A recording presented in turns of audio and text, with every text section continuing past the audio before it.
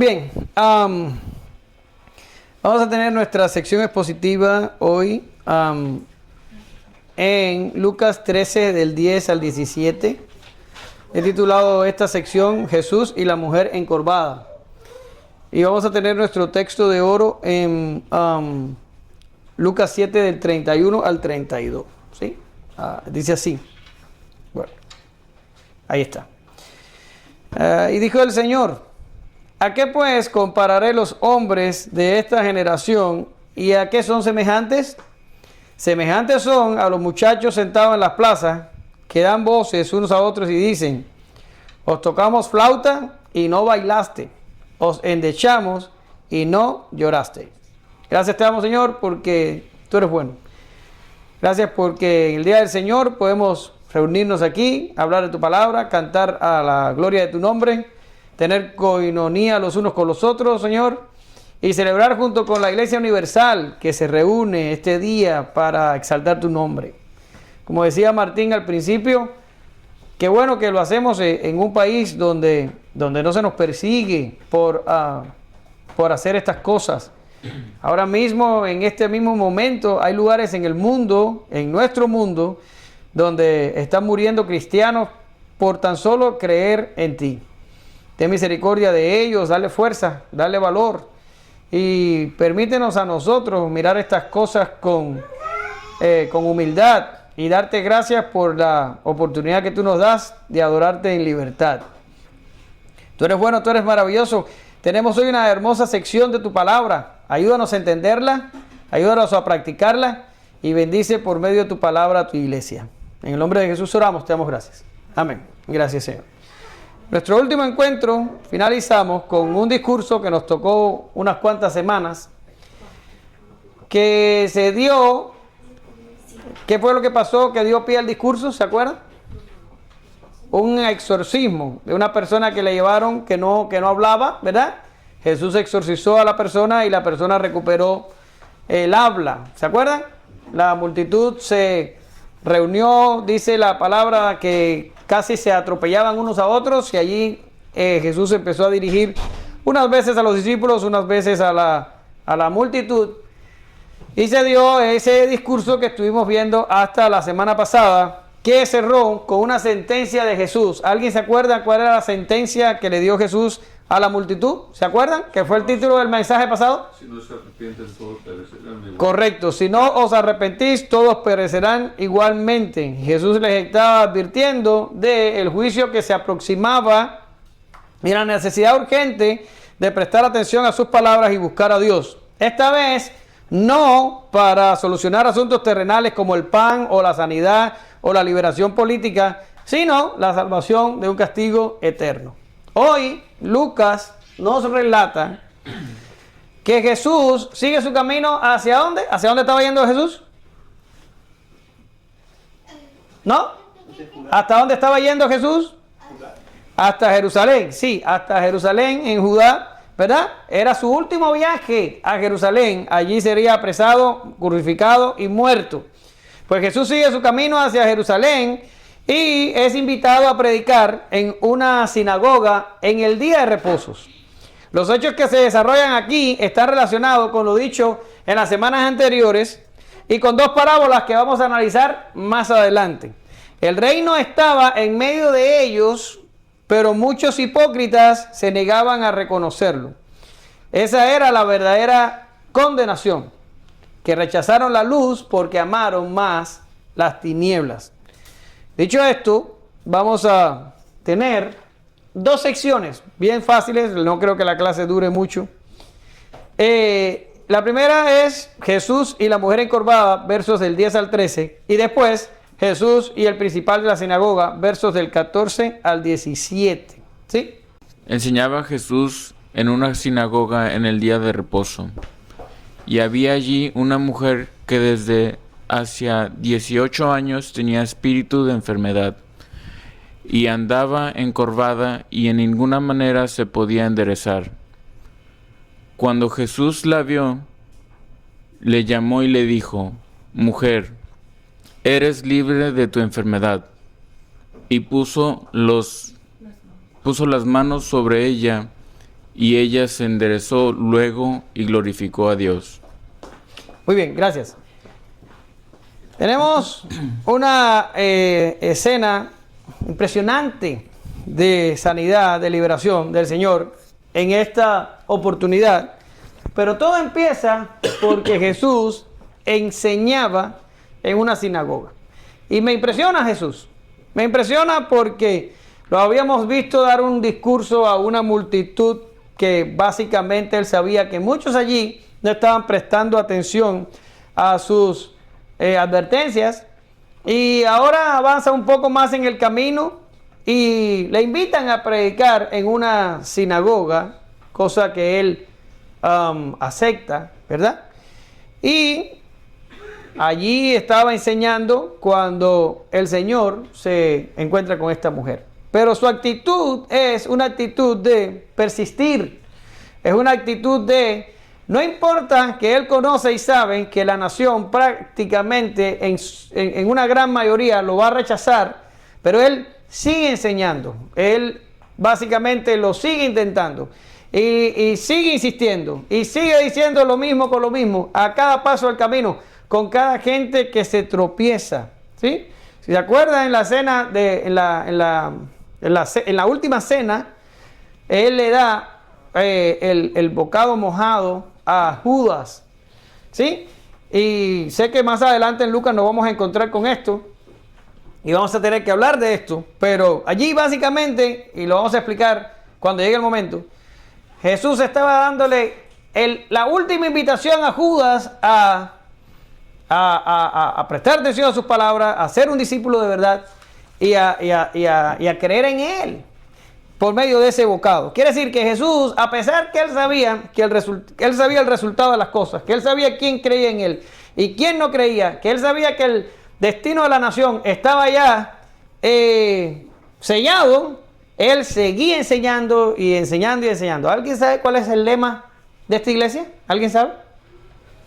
Predicando a tiempo y fuera de tiempo. Predicando a tiempo y fuera de tiempo. Y usted dice, ay, ¿había un lema? Claro, si usted coge el manual que yo le doy todas las mañanas y busca donde está el logo de la iglesia, en la parte de abajo se va a encontrar allí el lema de la iglesia. Predicando a tiempo y fuera de tiempo. Y somos una iglesia bendecida porque tenemos 3 maestros. Hay iglesias que cuentan con uno o con ninguno. Y el que se para aquí, lo único que se para es a decir tonterías. Pero nosotros tenemos 3 maestros. ¿Y qué tenemos que decirle a nuestros 3 maestros, yo incluido? Que tenemos que enseñar en todo momento. No nos podemos desalentar. ¿Cuántos somos? 10. Hay que enseñar. ¿Cuántos somos? 1. Hay que enseñarle a 1. ¿Cuántos somos? Llevamos no, hermano, es que llevo tanto tiempo enseñándole a fulano y no entiende, hermano. Pues hay que seguir enseñándole. Y enseñándole y volviéndole a enseñar. Mira lo que dice Pablo a su pupilo Timoteo en su segunda epístola, en el capítulo 4, versículo 2. Y se la traje en la traducción al lenguaje actual porque me encanta como la traducción al lenguaje actual lo traduce. Mira lo que dice. Tú anuncia el mensaje de Dios en todo momento. Anúncialo aunque ese momento no parezca ser el mejor. Muéstrale a la gente sus errores. Corrígela y anímala. Intrúyela con mucha paciencia. Como maestros no podemos dejar de hacer lo que el Señor nos ha mandado. Tenemos que enseñar. Es que no aprenden, hermano. Yo sé. Pero vuélvele a enseñar. Pero es que estoy seguro que ni siquiera quiere oírme. No importa. Síguele enseñando. Eso es lo que está haciendo Jesús aquí. Jesús sabía, pero él seguía insistiendo y seguía diciendo. ¿Verdad? Esa debe ser la actitud en cualquier persona que enseña o predica el Evangelio de Jesús. Ahora, dice el texto que estaba enseñando en una sinagoga. Pues bien, no se nos dice en qué lugar, en qué ciudad estaba. No debió haber sido una ciudad poco importante porque no todas las ciudades tenían una sinagoga. Para que estuviera enseñando en una sinagoga debe haber sido una ciudad importante, debió haber sido una ciudad conocida, no cualquier pueblito, cualquier cosa a la orilla del camino. Pero no se nos dice qué ciudad es, no se nos dice dónde fue. Lucas, para ser bastante detallista, y lo es, en este relato, él no nos da demasiados detalles de esta situación. ¿Por qué?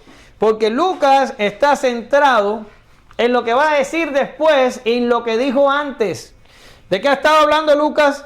De la urgencia de Jesús en decirle a la gente que tiene que arrepentirse, que tiene que escapar del juicio, que el juicio se acerca y que si no se arrepienten no van a salvar su vida. Y le está diciendo todo esto, pásalo de esta mujer, que vamos a verlo en su totalidad hoy, y el Señor pasa a dos parábolas más que hablan de esto mismo, que hablan de la presencia del reino en medio de ellos, pero que había muchos que a pesar de todo lo que estaba sucediendo alrededor, se negaban a aceptarlo. ¿Ya? Estaban tratando, como decimos nosotros, no sé si ustedes en México tienen ese dicho, pero estaban tratando de tapar el sol con un dedo. ¿Sí? Por eso Lucas parece ser, digo yo, y especulo en esto, que no nos da tantos detalles porque su importancia, según él, es demostrar lo ciego que estaba Israel a pesar de la abundancia de evidencia que había acerca de Jesús. ¿Sí? Y por eso no sabemos dónde fue que Jesús llegó a esta sinagoga y empezó a enseñar. Pero lo que sí nos dice es que era día de reposo. Y ya ustedes saben, ya lo hemos visto antes. El día de reposo, cuando Jesús estaba en público así, haciendo, ya bien que enseñara o ya bien que estuviera haciendo cualquier otra actividad, era bastante difícil para él. ¿Por qué razón? Porque generalmente aparecía alguien con una dolencia, con un problema, con una situación, y Jesús terminaba ayudándole, y esto les traía fricción con los líderes religiosos que le estaban acusando ¿de qué? De violar el día de reposo. Nosotros mismos en estos estudios expositivos de Lucas ya chocamos con una situación similar en Lucas 6 del 8 al 10, el texto está en la pizarra, pero ya nosotros hablamos de esto. Y fue cuando Jesús sanó al hombre de la mano seca. ¿Se acuerdan? Y ahí les traje el texto por si acaso no se acuerdan. Y dice, mas él conocía los pensamientos de ellos y dijo al hombre que tenía la mano seca, levántate, ponte en medio. Y él levantándose se puso en pie. Entonces Jesús dijo, os haré una pregunta. ¿Es lícito en día de reposo hacer bien o hacer mal? ¿Salvar la vida o quitarla? Y mirándose a todos alrededor, dijo al hombre, extiende tu mano. Y él lo hizo así y su mano fue restaurada. Los días de reposo eran complicados para Jesús. Fue día de reposo cuando él se encontró con aquel hombre en el lecho y en el estanque de Betesda y lo mandó a levantarse, y el hombre recogió el lecho y se lo llevó.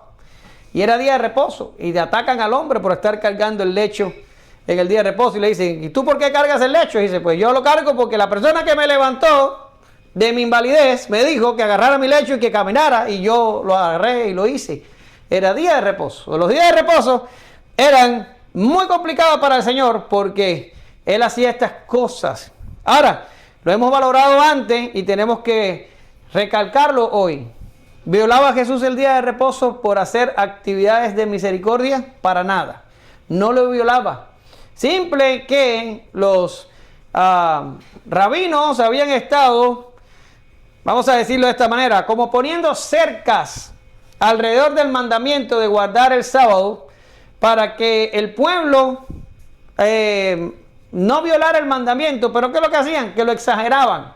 Es como, por ejemplo, supongamos que tengo en el patio algo que no quiero que se acerque la gente porque es peligroso. Y yo pongo una cerca, otra cerca y otra cerca. Digo, bueno, y en todas pongo señal de peligro. Digo, bueno, si se llevan la primera, a lo mejor le presten atención a la segunda. Y si se llevan la segunda, a lo mejor le presten atención a la tercera. ¿Entienden más o menos lo que estoy diciendo?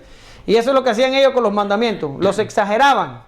Si Dios estaba pidiendo el 20%, ellos pedían el 40 y el 60 para que si la gente no guardaba el 60 y el 40, por lo menos no se acercara al 20 y no invalidara el mandamiento. Pero esta forma de pensar, lo que hacía, y Jesús los había acusado por esto en otras ocasiones, lo que hacía era, ¿qué cosa?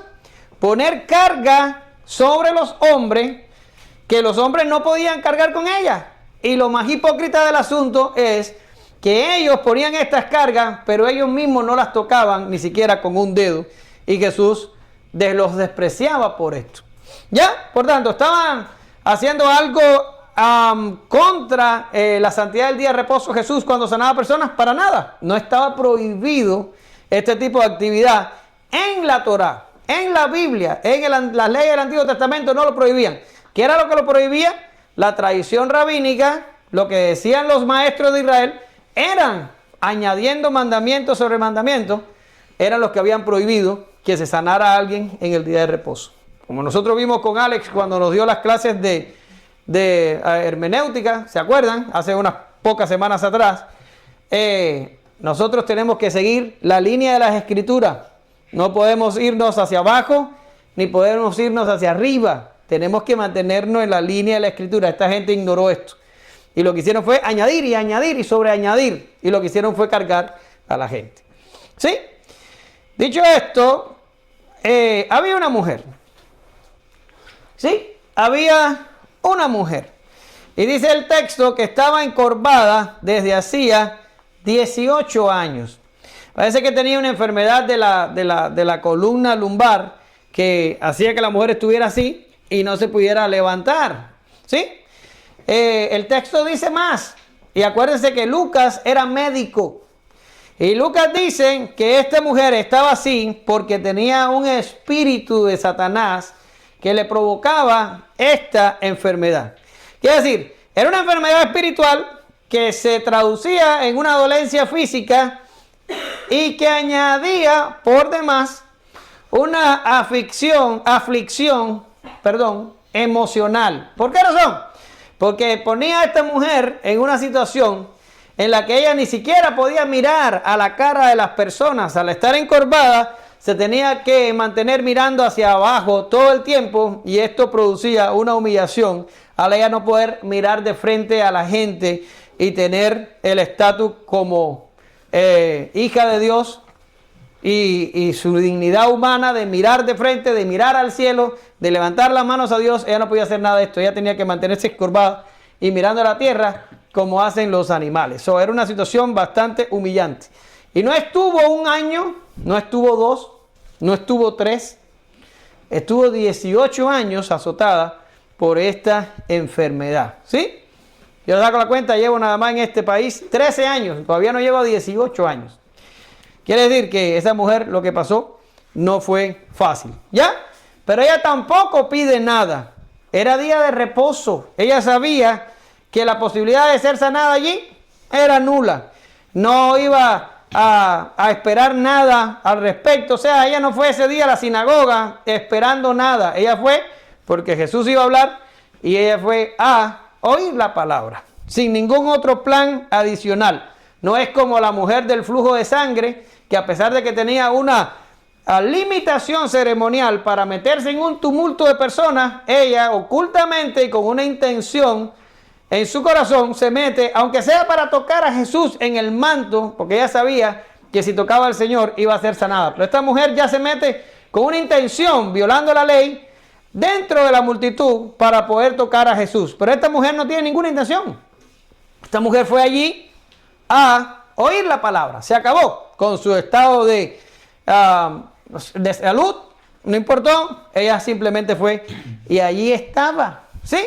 Pero Jesús no se mantiene inflictivo a esta situación. Él ve a la mujer y él sabía que estaba enfrente de una situación de las que ya había tenido otras.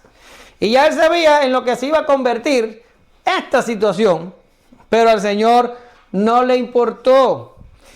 Él sabía que iba a Jerusalén. Él sabía que sería muerto allí. Él sabía que la única oportunidad que tenía esta mujer era ese día. Porque next day Jesús se iba de ahí y seguía a Jerusalén y no regresaría a ese lugar nunca más. Por tanto, Jesús sabía que era ahora o nunca. Y le dice a la mujer, la toca y le dice, mujer, eres libre de tu enfermedad. Y dice que la mujer pronto se enderezó. Pero bueno, eso lo de enderezarse lo vamos a ver en el próximo inciso. Vamos a quedarnos un momentico con la enfermedad. He leído en algunos comentarios y algunos libros que leí, Y hay algunos que piensan que esta mujer tenía una posesión demoníaca, como la del mudo, ¿se acuerdan? El mudo tenía un espíritu, el Señor exorcizó al espíritu y el mudo habló. Ahora, en este caso, en mi opinión, no creo que esta mujer haya tenido ninguna posesión. No creo que haya estado poseída por un espíritu. ¿Por qué razón? Porque en el texto no se enseña que Jesús haya exorcizado al espíritu. Generalmente el espíritu se le sacaba hablándole. Se le hablaba al espíritu y se le sacaba. O el texto al menos indica que Jesús sacó al espíritu. Aquí no dice nada de eso. Aquí lo que dice que Jesús dice, mujer, eres libre de tu enfermedad, y la mujer rápidamente se enderezó. ¿Sí? Por tanto, yo no creo que la mujer haya estado poseída por un espíritu. Más bien creo que el espíritu desde afuera le había azotado y le había provocado esta enfermedad. Quiere decir, no estaba dentro de ella, estaba afuera y la azotaba para que ella no se pudiera enderezar. La entidad espiritual le estaba provocando daño desde afuera, no estaba dentro de ella. Ahora, esto no quiere decir que todo el jorobado que usted se ve por ahí por la sociedad caminando tiene un espíritu que adentro o tiene un espíritu afuera que lo azota. No significa eso. Significa que esta mujer tenía esta condición específicamente. ¿Por qué lo sabemos? Porque Lucas, por revelación, ya como autor inspirado, está recogiendo hechos históricos que recibe de sus fuentes originales y le dicen, ya sabemos por Jesús que la mujer estaba siendo azotada por un espíritu, pero él le sanó la enfermedad y se acabó. Ni más espíritu ni más enfermedad. Pero yo no creo que realmente la mujer haya estado poseída por ningún espíritu de Satanás. Les traigo un ejemplo que yo sé que a lo mejor les va a resultar un poco incómodo, pero que a mí se me parece bastante. Y es el ejemplo del apóstol Pablo. ¿Lo tiene ahí usted? Y dice así: y para que la grandeza de las revelaciones no me exaltase desmedidamente, me fue dado un aguijón en mi carne, un mensajero de Satanás que me abofetee para que no me enaltezca sobremanera. Ahora, me reí antes porque no hay un evento en la Biblia más discutido donde la gente esté más dividida que en qué era el aguijón de Pablo en su carne. Hay gente que dice que eran tentaciones, hay gente que dice que era una enfermedad de la vista, que es lo que yo creo. Yo sí creo que era una enfermedad de la vista. Y hay gente que dan una pila de interpretaciones raras. Hay gente que dice que era el peso del ministerio y que Pablo en todo momento se sentía cargado y quería abandonar el ministerio. Hay escrito de todo acerca de este aguijón en la carne de Pablo. Pero yo, sin añadir a la discusión y mantenerme lo más sereno posible frente a lo que el texto me dice, lo único que tengo que mirar aquí es que Pablo reconoce que su aguijón en la carne, primero, si el aguijón era en la carne, significa que le estaba causando algo físico, no emocional. Y lo segundo que dice Pablo es que era un mensajero de Satanás que lo abofeteaba. Cuando tú abofeteas a una persona, estás ofendiendo la dignidad de la persona. Se supone que, como dice, si alguien me da por el brazo no me ofende tanto, pero si me da en la cara me ofende bastante, porque supuestamente en la cara, los padres nunca debemos dar a los niños en la cara, no debemos darle en ningún lugar. Si le vas a dar en algún lugar, dale en las nalgas, pero en más ningún lugar. Sí, pero bueno, no tenemos una clase de familia. La cara es importante. Y Pablo decía que venía el mensajero de Satanás y lo abofeteaba, como diciendo, se burlaba de él, le quitaba dignidad. Pero el propio texto dice que esto pasaba para que Pablo no se enalteciera a sobremanera por las revelaciones que había recibido. Quiere decir, hay cierto sentido aquí de humillación por el aguijón. Pero Pablo reconoce que es por un mensajero de Satanás que viene. Ahora, ¿estaba Pablo poseído? Desde luego que no. Los creyentes no son poseídos por los agentes de Satanás. No pueden. ¿Por qué razón? Porque son morada del Espíritu Santo. Pero lo que sí vemos aquí, y digo esto con temor y temblor, usted no le escribe en piedra, es mi interpretación, que probablemente la dolencia física de Pablo que le causaba esta humillación era provocado por un agente espiritual que venía y se lo provocaba. ¿Sí? No estaba dentro de él, estaba desde afuera, lo azotaba y lo humillaba. Era lo mismo que le está pasando aquí a esta mujer. Esta mujer no estaba poseída. Aquí no pasó un exorcismo. Aquí lo que hubo fue una sanidad. Punto. No creo que haya habido otra cosa. El agente espiritual la azotaba desde afuera. Ahora, dice el texto que esta mujer se enderezó y que glorificaba a Dios. Por supuesto. ¿Qué vas a hacer? Si tienes una enfermedad por más de 18 años que te humilla, te fastidia y que no hay manera de librarte de ella, y sin tú pedir nada, viene Dios y te libra de ella, ¿qué vas a hacer? Pues glorificar a Dios. No vas a hacer otra cosa. Tienes que ser demasiado sinvergüenza, demasiado pecador para que Dios haga una cosa por ti y después tú le des la gloria a otra gente. Aunque ciertamente estas cosas pasan también a menudo. María fue otra que reconoció el gran favor que tuvo Dios con ella y en su momento también glorificó a Dios por esto. Lucas 1, 46, 48a, ya esto lo hemos visto antes. Entonces María dijo: engrandece mi alma al Señor y mi espíritu se regocija en Dios mi Salvador, porque ha mirado la bajeza de su sierva. Dios tiene un favor contigo, tú vas a glorificar su nombre. Es lo que normalmente debería pasar. Entonces, Alex, por favor. Bueno, Alex, tú leíste la lectura, ¿verdad? Entonces, Karen. Karen, por favor. Pero el principal de la sinagoga, enojado de que Jesús hubiese sanado en el día de reposo, dijo a la gente: 6 días hay en que se debe trabajar. En estos pues venid y sed sanados, y no en día de reposo. Entonces el Señor le respondió y dijo: hipócrita, cada uno de vosotros no desate en el día de reposo su buey o su asno del pesebre y lo lleva a beber. Y a esta hija de Abraham, que Satanás había atado 18 años, ¿no se le debía desatar de esta ligadura en el día de reposo? Al decir él estas cosas, se avergonzaban todos sus adversarios, pero todo el pueblo se regocijaba por todas las cosas gloriosas hechas por él. Muy bien, gracias. Esta sección de la Biblia trata de 2 encuentros. El encuentro de Jesús con la mujer encorvada, que resultó como ya vimos, y el encuentro de Jesús con el líder de la sinagoga, o con el principal de la sinagoga.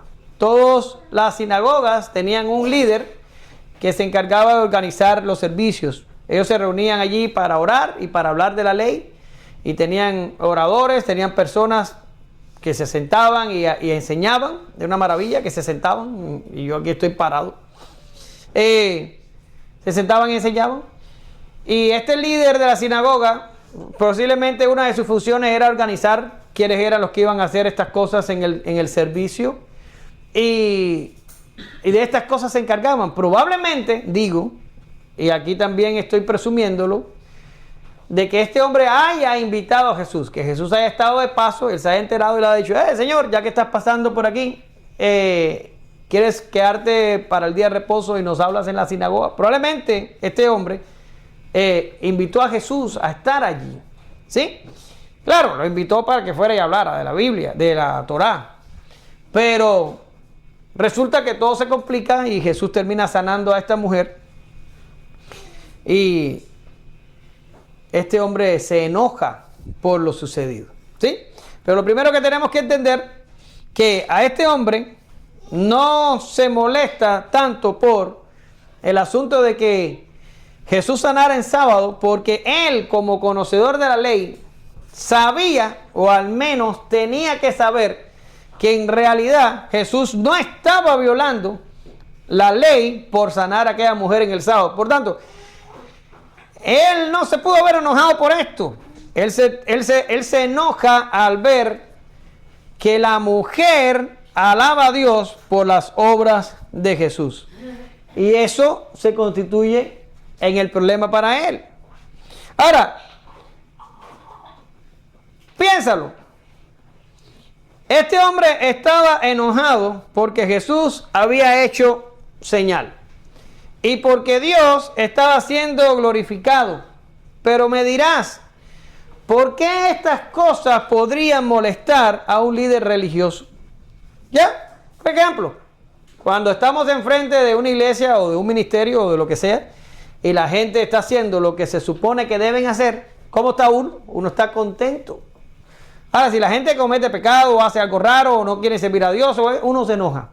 Pero en este caso, el líder religioso está enojándose por lo bueno y no por lo malo. ¿Se acuerdan el mensaje de Martín del domingo pasado hablando de que la gente en estos tiempos ha dejado de llamar a lo bueno bueno, sino que a lo bueno le dicen malo y viceversa, a lo malo le dicen bueno? Bueno, pues ya en los tiempos de Jesús la gente estaba igual. Y también decían a lo malo bueno y a lo bueno malo, solo que ahora es más generalizado y más, diría yo, acentuado.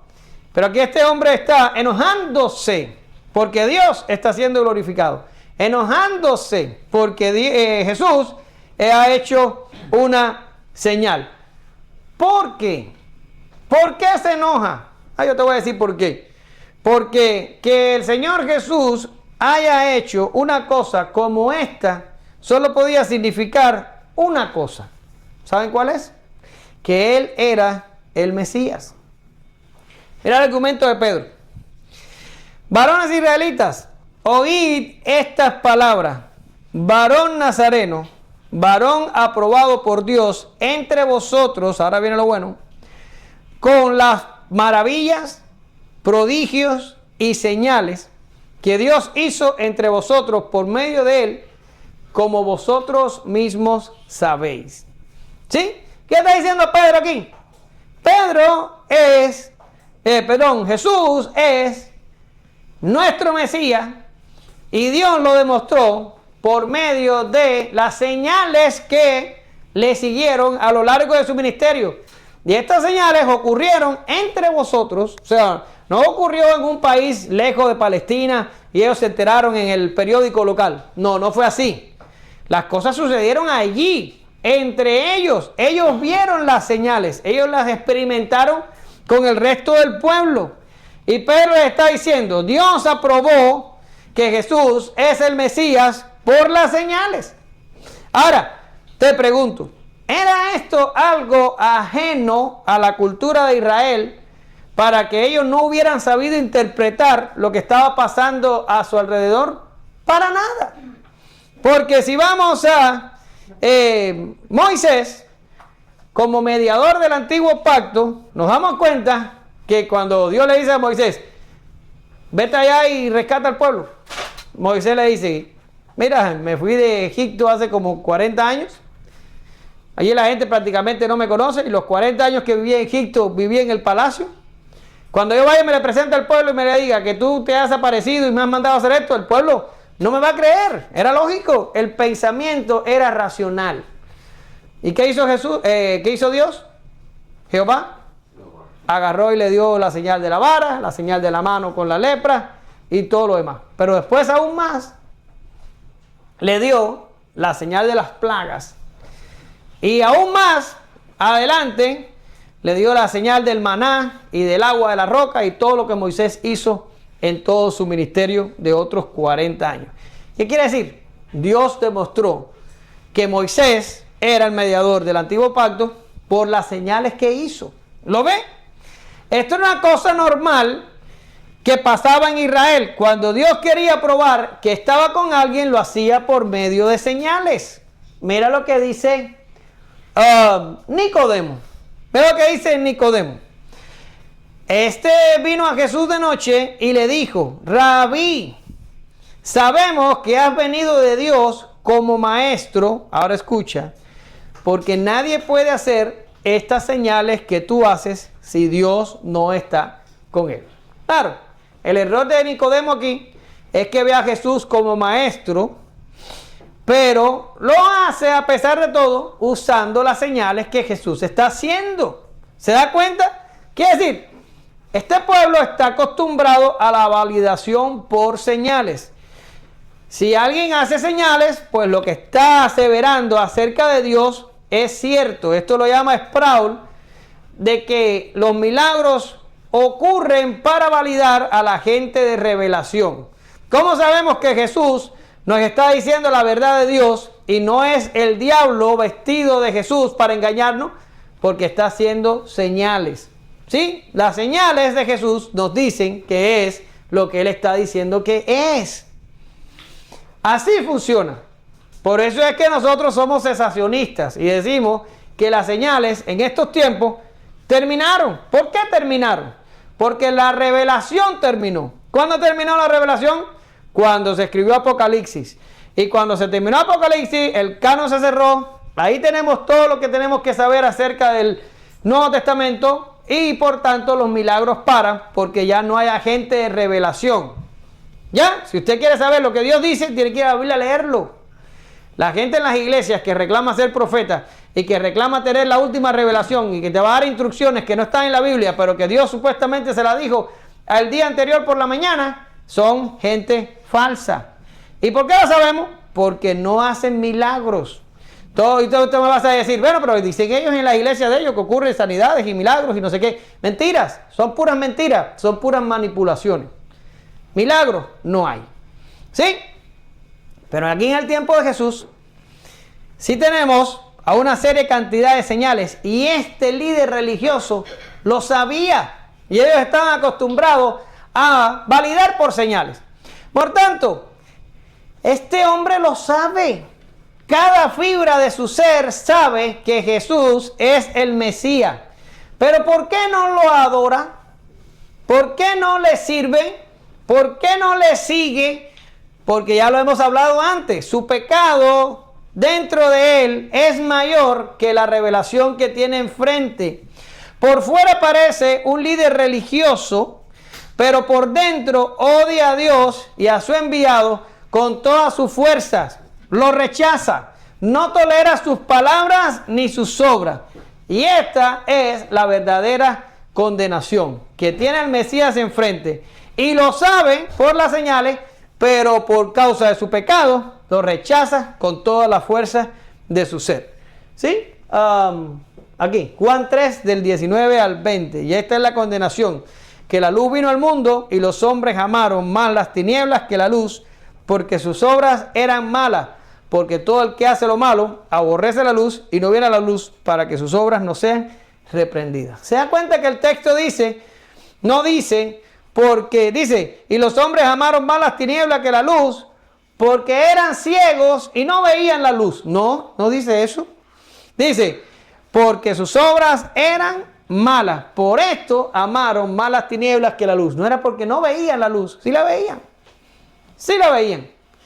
Lo que la odiaban, porque amaban más su pecado.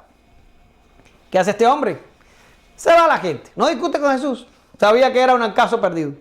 Se va con la gente y empieza a decirle, hombre, tenemos 6 días. 6 días para que estas cosas acontezcan. ¿Por qué vienen a suceder en el día de reposo? ¿Por qué pasa el día de reposo? ¿No pudo esperar mañana? No pudo esperar mañana para sanar a la mujer, tenía que sanarla ahora. Y se lo empieza a decir a la gente. ¿Y qué le dice Jesús? ¿Qué le dice Jesús? A mí bueno, antes de llegar a Jesús, te quiero dar el texto. El texto de la actuación de esta gente. ¿Por qué razón? Porque esta gente, el propósito de ellos es, ellos no se van contra Jesús, saben que no pueden ganar la pelea. Ellos van contra la gente. Y tratan de desacreditar a Jesús entre el pueblo. Y te voy a decir algo. Tuvieron éxito. Ellos tuvieron éxito al final. Porque la multitud que gritó, crucifícale, no era solo líderes religiosos. Ahí estaba una gran parte del pueblo pidiendo que crucificaran a su Mesías. Es decir, esto fue una estrategia que ellos usaron y que les dio resultado. No fue que fracasaron.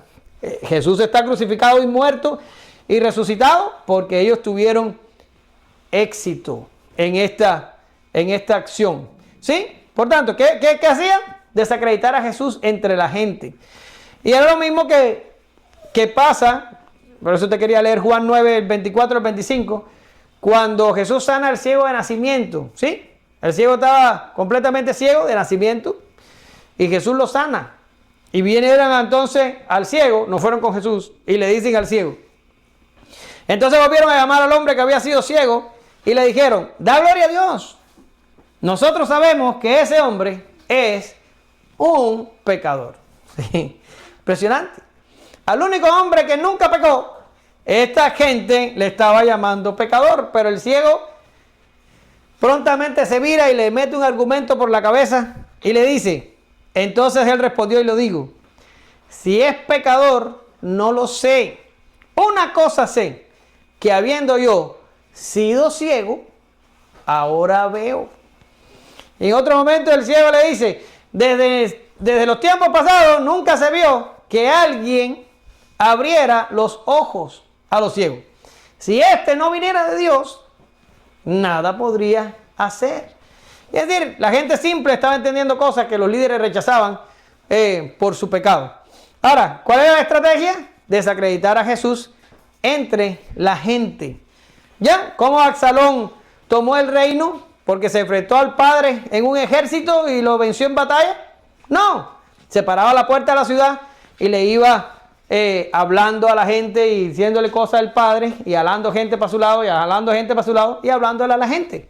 Es una estrategia muy eficaz cuando quieres minar el ministerio o el liderazgo de alguien. Hablarle a la gente. ¿Sí?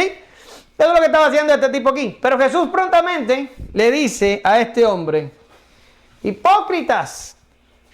El Señor no era para nada políticamente correcto. El Señor le mandaba el viandazo para allá. ¡Bum! Hipócritas. Usted va a decir, no hermano, hipócrita no.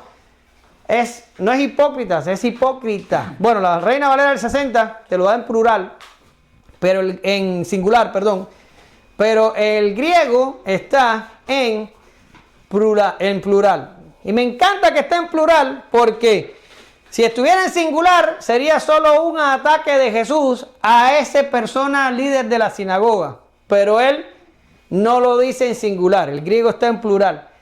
Él le está diciendo, hipócritas, ¿para qué? Para como nosotros decimos los cubanos, al que le sirva el traje, que se lo ponga. El Señor sabía que allí en aquella sinagoga no había solo un hipócrita, habían varios.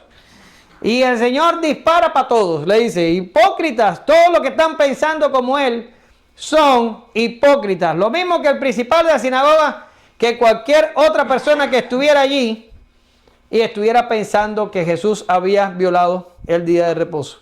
Ahora yo te pregunto, ¿y por qué los acusa de hipócritas y no de herejes? ¿O por qué no los acusa de maestros falsos o de apóstatas? No, los acusa de hipócritas. ¿Por qué? Porque este tipo de personas eran solo fachada. Daban la impresión de tener celo por Dios y por la ley, pero todo era una simulación. Y tú me vas a decir, ¿y cómo lo sabes? ¿Tú sabes por qué lo sé? Porque tú no puedes amar a Dios si tú no amas a tu prójimo. Eso nos lo enseña Juan más adelante. ¿Sí? Y Juan te dice, si tú no puedes amar a la persona con la que ves todos los días y tratas todos los días y andas todos los días, si tú no puedes amar a tu semejante acá abajo en la tierra, que tú ves a esa gente, tú me vas a decir a mí que tú amas a Dios, al que tú no has visto, tú eres un mentiroso. Y ese es el problema de esta gente. Decían que amaban a Dios, pero no amaban a su prójimo. Y cualquier persona que haga estas cosas es un hipócrita. Tú no puedes amar a Dios si tú no eres capaz de amar a tus semejantes. Esta persona prefería dejar a aquella mujer enferma, encorvada, por más de 18 años, que a romper un mandamiento de hombre. Él sabía que era un mandamiento de hombre. En vez de alegrarse porque esa mujer había sido sana y liberada de su enfermedad, este hombre reacciona con enojo porque no le importaba para nada esta situación de la mujer. Es más, la ley de los rabinos o los mandamientos de hombres que habían añadido al mandamiento del Sabbat se preocupaba más por los animales que por los seres humanos. Había disposición y permisión para que desataran el buey, como dice el Señor, los acusa ahí mismo, lo llevaran a beber en el día de reposo, pero no había una disposición para que un ser humano, hecho a la idea, a la imagen de Dios, fuera sanado en el día de reposo. Se preocupaban más por los animales en sus disposiciones humanas que por los hombres. Eran unos hipócritas. Eso era lo que era. Ahora, sigo, porque hay mucho más aquí. Y Jesús le dice, ¿te preocupas tú por los bueyes? ¿Y no quieres que yo sane a esta hija de Abraham? Y llama a esta mujer hija de Abraham. Ahora, ustedes y nosotros lo sabemos.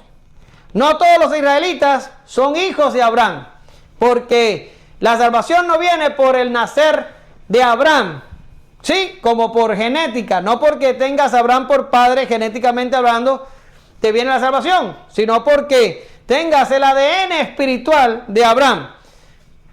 Por tanto, que este Jesús haya llamado aquí a esta mujer hija de Abraham, la está identificando como heredera del pacto. Esta mujer era una escogida de Dios. Te voy a preguntar, ¿a quién otro llamó Jesús hijo de Abraham? Lo vamos a ver muy pronto. A Zaqueo. Sí, míralo ahí. Jesús le dijo, hoy ha venido la salvación a esta casa, por tanto él también es hijo de Abraham, porque el Hijo del Hombre vino a buscar y a salvar lo que se había perdido. Zaqueo fue llamado también hijo de Abraham. Ahora, esta mujer era hija de Abraham. Jesús no podía hacer otra cosa que librarla de su azote. Y esto es algo que no se nos puede olvidar a nosotros los que servimos. No se nos puede olvidar a quién servimos. Porque tú dices, oh no, el siervo de Dios, fulano de tal. Siervo de Dios, ¿cómo tú sirves a Dios? Tú no puedes ir a las moradas celestiales y arreglar el tomacorriente, o limpiar la calle de oro, o pintar las paredes de diamante, yo qué sé, de qué son las paredes en el cielo. No puedes hacer eso. ¿Cómo sirves tú a Dios? Bueno, tú sirves a Dios sirviendo a los hombres.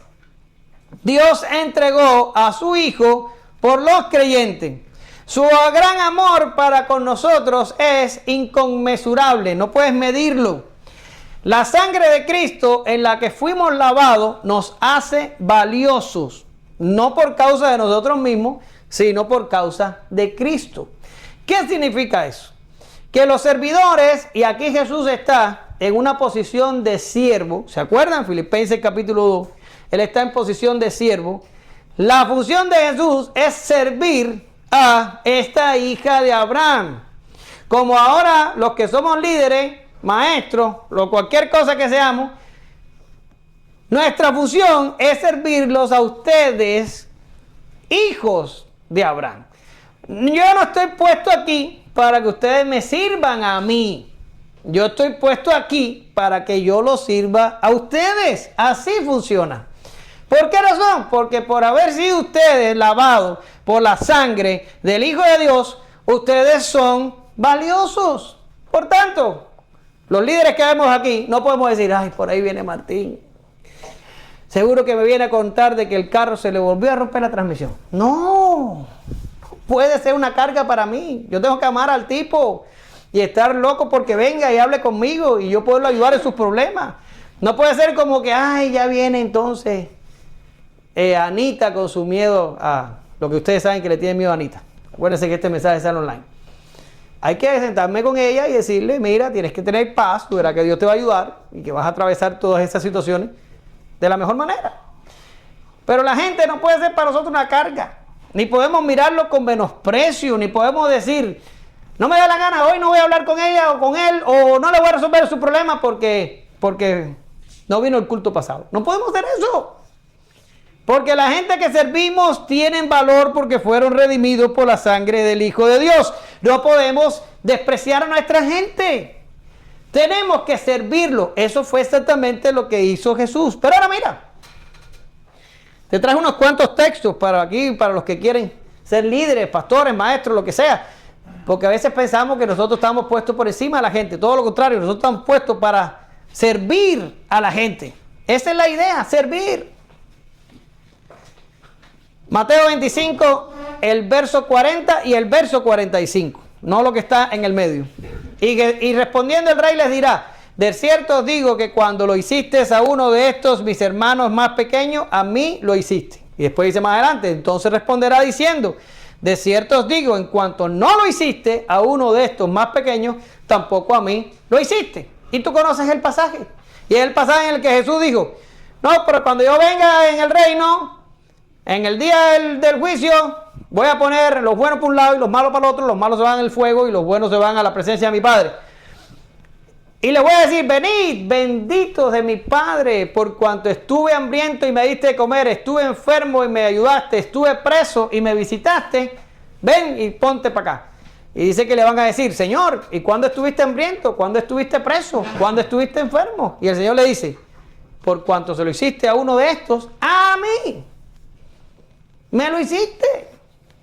¿Ustedes ven la connotación que tiene ser un hijo de Dios? ¿Lo entienden o ustedes todavía no entienden la onda?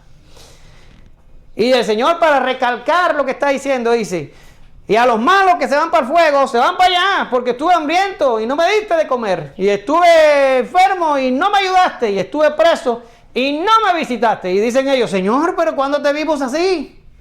Y Él le dice, por cuanto no lo hiciste a uno de estos mis pequeños, a mí me lo negaste. El que se mete con un hijo de Dios, se mete con Dios. Se mete con Dios. Por tanto, líderes, tenemos que servir a nuestra gente. No es para, como se dice, señorearnos y sacarles provecho. Es para servirles. Mira, Mateo, espérame que no te lo puse. Ahí está. Mateo 10:42. Y cualquiera, escucha, y cualquiera que dé a uno de estos pequeñitos un vaso de agua fría. Hoy cuando me levanté, descubrimos que al dispensador de agua se le había acabado el agua.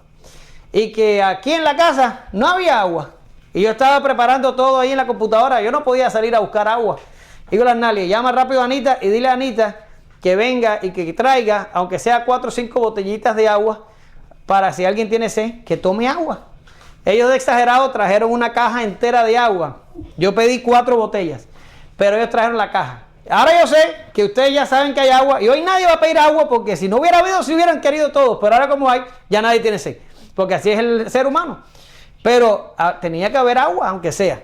¿Por qué razón? Porque ¿cómo? Hermano, tengo sed, ¿puedo tomar agua? Ah, es que no hay, tú sabes, y a mí que me importa que tú vinieras. No hay agua, lo siento, vete a tu casa, vete al río. ¡No! Ustedes son importantes.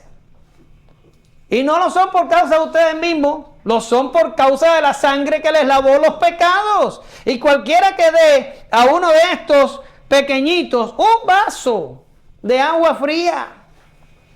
¿Lo estás escuchando? Por cuanto es discípulo, de cierto os digo que no perderá su recompensa. Te voy a poner un ejemplo negativo. Míralo ahí. Jesús se le aparece a Pablo en el camino y Pablo dice, ¿quién eres, Señor? Y Jesús le dice, yo soy Jesús a quien tú persigues. Dura cosa te es dar coces contra el aguijón. Y yo te pregunto, ¿cuándo Pablo persiguió a Jesús? Jamás, pero estaba persiguiendo a sus seguidores. ¿Sí? Por tanto, el argumento de Jesús aquí es súper válido. Y Jesús dice, esta mujer, así como la ves, encorvada por 18 años, mirando a la tierra como un animal, y en un estado de humillación y con un azote del diablo, como tú la estás mirando, esta mujer es una hija de Abraham. Es una hija. No la voy a dejar encorvada para agradar el ojo de 4 o 5 hipócritas que tengo en la sinagoga. No lo voy a hacer. Mujer, quedas libre de tu enfermedad. Impresionante. No era cualquier cosa, para el ojo humano era una mujer encorvada. Generalmente tú ves a la gente encorvada y tiendes a menospreciarla. ¡Cuidado! Esta mujer era una hija de Abraham. Por cierto, que fuera una hija de Abraham, recalca la idea que dije al principio, que no podía estar poseída con el diablo. No podía, era una hija de Abraham. Ahora, ya casi termino. Los adversarios de Jesús se avergonzaron cuando Jesús dijo todas estas cosas. Y yo digo, no se avergonzaron porque sintieron arrepentimiento genuino ni nada de estas cosas, sino porque la omnisciente mente del Señor los había expuesto a desnudez y ellos habían quedado en ¿cómo se dice? En descubierto, y entonces se avergonzaron. ¿Verdad que sí? Mateo 15, del 12 al 14. Acercándose a sus discípulos le dijeron, ¿sabes que los fariseos... ¿Está ahí el texto? No. Sorry. Ahí está. Entonces acercándose a sus discípulos le dijeron, ¿sabes que los fariseos se ofendieron cuando oyeron esta palabra? Pero respondiendo él les dijo, toda planta que no plantó mi Padre Celestial será desarraigada. Dejadlos. Son ciegos, guías de ciego. Y si el ciego guiara al ciego, ambos caerán en el hoyo. ¿Sí? Por tanto, se avergonzaban no porque tenían un arrepentimiento genuino ni nada por el estilo, ni porque tenían apego a la verdad, ni ninguna de estas cosas. No, se avergonzaron porque el Señor los dejó al descubierto y todo el mundo se dio cuenta de su hipocresía y de su falsedad. Simplemente, el Señor les quitó la careta delante de todos. Pero dice el escritor inspirado que el pueblo se regocijaba. El pueblo estaba con Jesús y se regocijaba en estos eventos, pero no nos engañemos ni seamos ingenuos. La mayoría del pueblo eran tan culpables como sus líderes, pues su apoyo a Jesús era fundado en los beneficios que podían tomar de él. En otras palabras, la mayoría no estaba allí por la palabra que predicaba, sino por los milagros que hacían. La gente que seguía en grandes multitudes a Jesús querían pan, querían sanidad, querían exorcismo, querían liberación de Roma, pero no querían al Jesús de la palabra, no querían a Dios y no querían arrepentirse de sus pecados. Estaban buscando a Dios por los beneficios. Qué triste es que las personas se acerquen al Dios del universo que puede salvar tu alma por la eternidad y lo único que pidan sean cosas materiales. ¿En serio? Ridículo. Lo más valioso que tienes en tu vida no es lo material que te rodea, sino el alma eterna que tienes dentro, que va a ir al infierno si tú no te arreglas con Dios. Juan 6, del 26 al 27, respondió Jesús y le digo, escuchen, de cierto os digo que me buscáis, no porque habéis visto las señales, sino porque comisteis el pan y os saciasteis.